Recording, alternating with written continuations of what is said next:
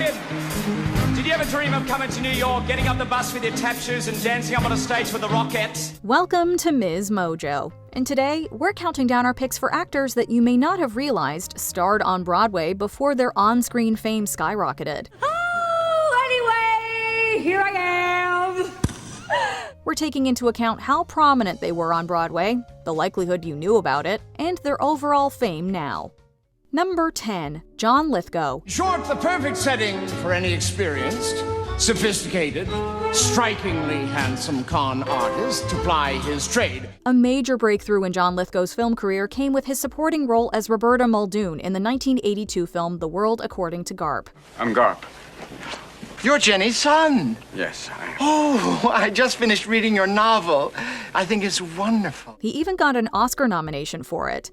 The next year, he also received recognition for his role as Sam Burns in the movie Terms of Endearment. He later became recognized as Dick Solomon from Third Rock from the Sun.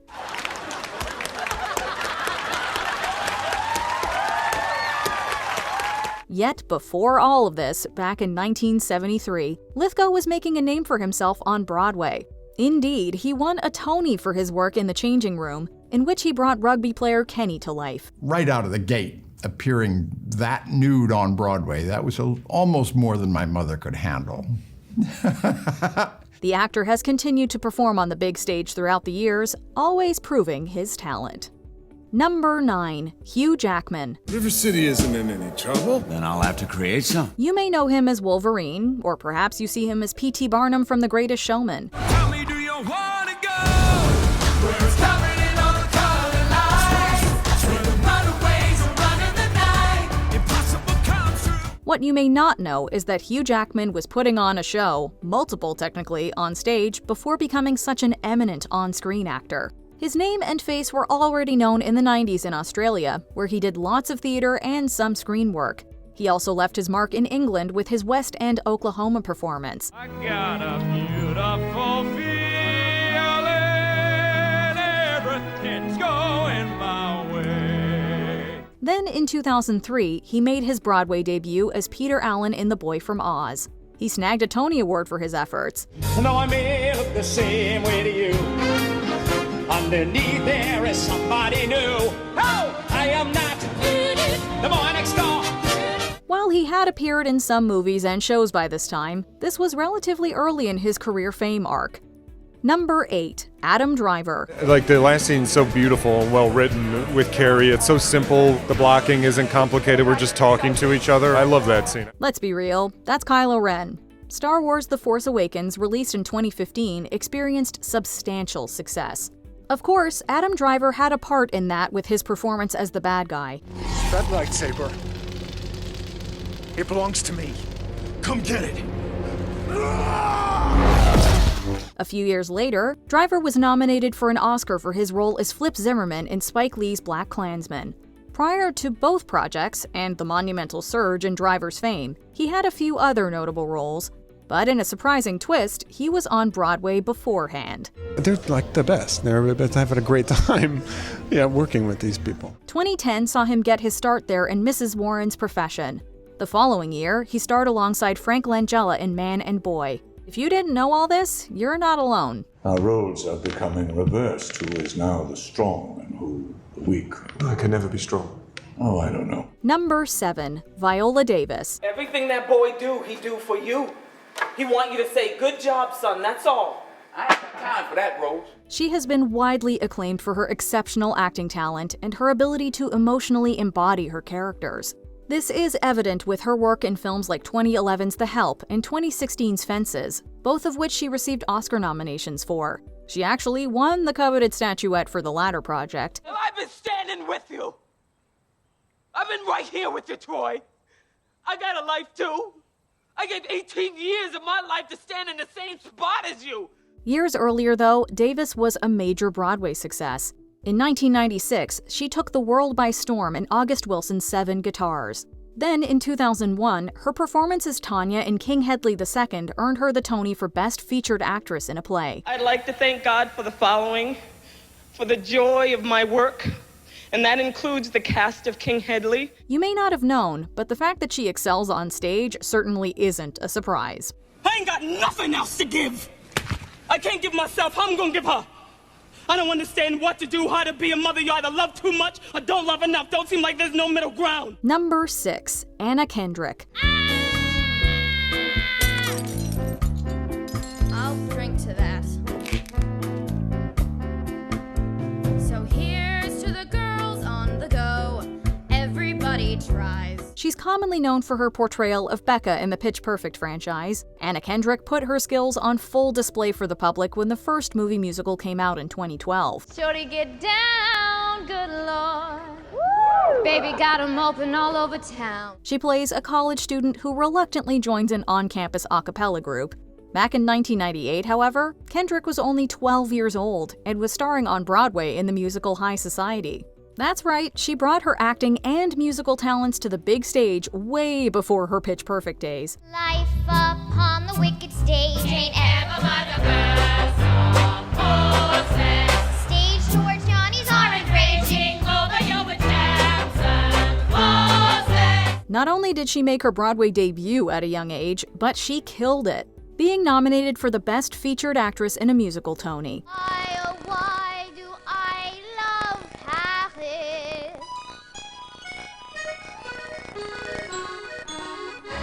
Because my love is near.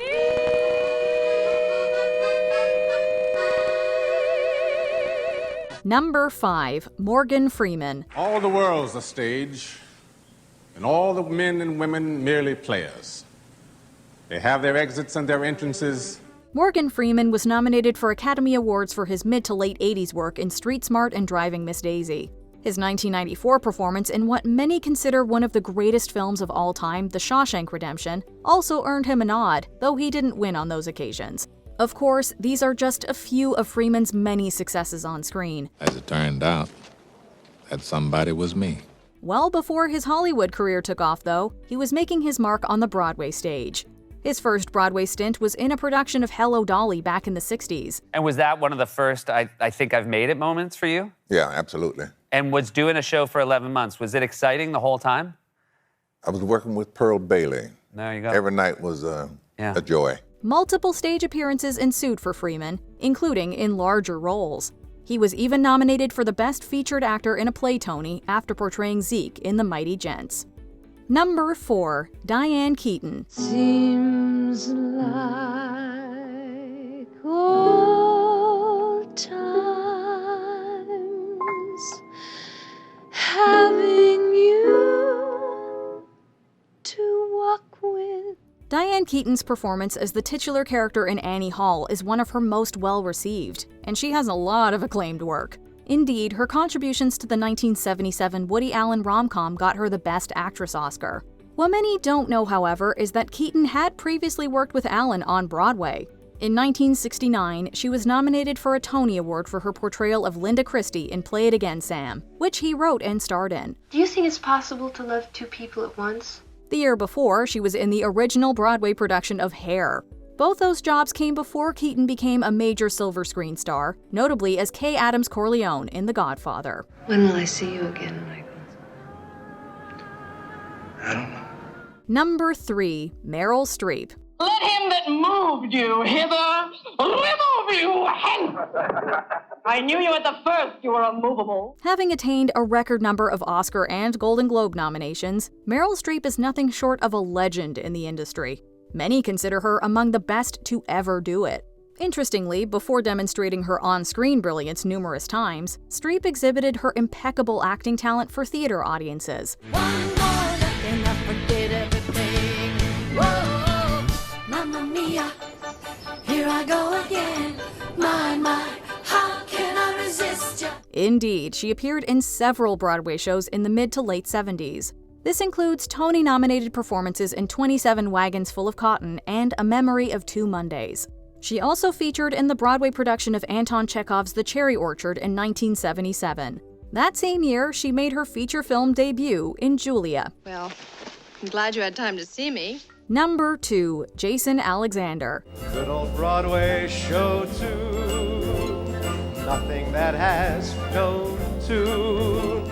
George Costanza is one of the most iconic sitcom characters of all time, played by none other than Jason Alexander. While you may have seen his face elsewhere on screen, Alexander is unquestionably most recognizable as George from Seinfeld. Before that, though, he was shining on Broadway. They only seem to know me that way. The first of those appearances came in 1981 in the musical Merrily We Roll Along. Stephen has this kind of odd alchemy of real sensitivity to the inner workings of the human heart, even though in life you wouldn't think of him as an effusive kind of guy. After a few more onstage roles, Alexander garnered a major honor, the Tony for Best Performance by a Leading Actor in a Musical. I am so proud to be part of the theatrical community of this city, and knowing that this comes from you makes it just fabulous. Thank you very much. This was for his work in 1989 as the narrator in Jerome Robbins' Broadway. Something for everybody! Yes, that's the same year the public was introduced to Mr. George Costanza. I had so much promise. I was personable. I was bright.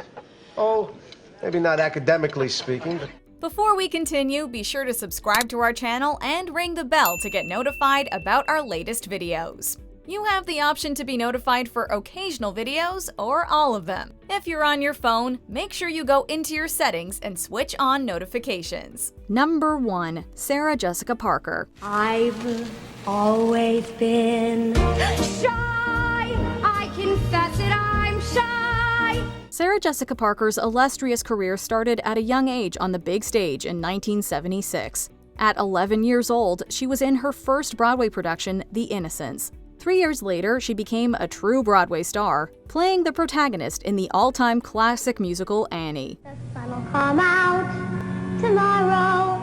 Bet your bottom dollar that tomorrow there'll be sun. After initially being cast in a smaller part, SJP took over the lead role. Her performance as Annie was essentially a stepping stone to an impressive career as a film and television actress. I wrapped you around my cute little finger. I made like a song. I made you the singer. After Annie came Rusty and Footloose, Sarah Sanderson in Hocus Pocus, and Carrie Bradshaw in Sex and the City, among many others. Cats was just kittens. Cats, the musical. Hello. Oh, I loved Cats. Medic! It hasn't been that long, has it? Which of these actors do you wish you could see on Broadway? Let us know in the comments below. Dream the impossible dream right here. The name is Paul Revere. Isn't it rich? Isn't it queer? That everything's coming up roses. Do you agree with our picks? Check out this other recent clip from MsMojo. And be sure to subscribe and ring the bell to be notified about our latest videos.